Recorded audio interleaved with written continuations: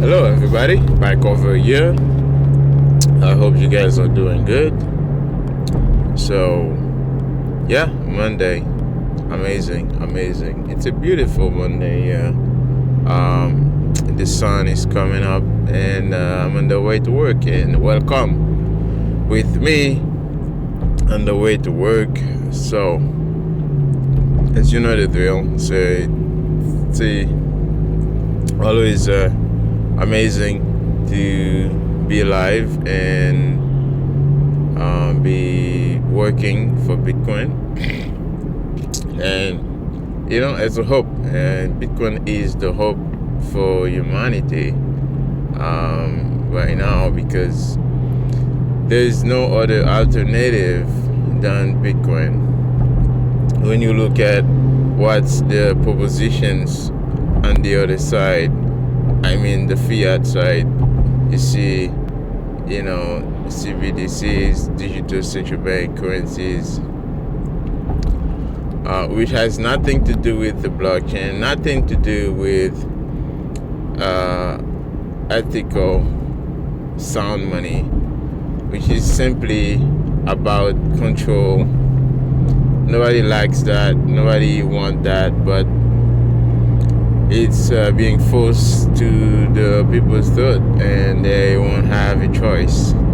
So Bitcoin is that free, open water everybody can go swim to.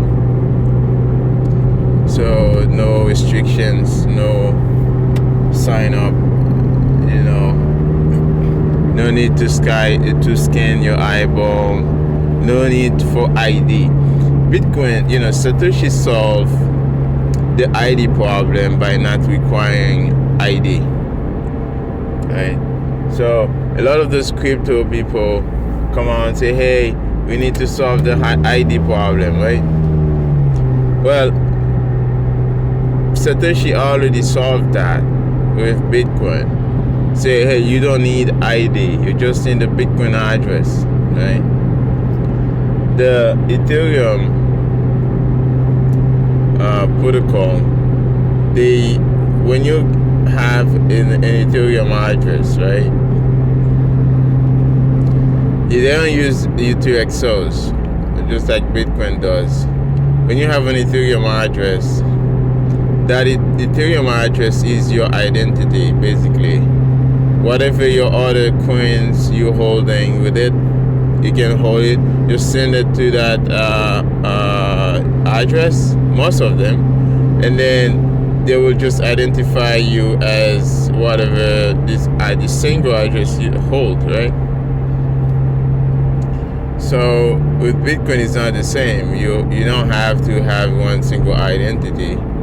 You can have almost an infinite of different UTXOs, different addresses. And Satoshi suggested that you don't use the same address multiple times. You just use it once, right? You just use one address once. You don't have to use it multiple times to protect your privacy.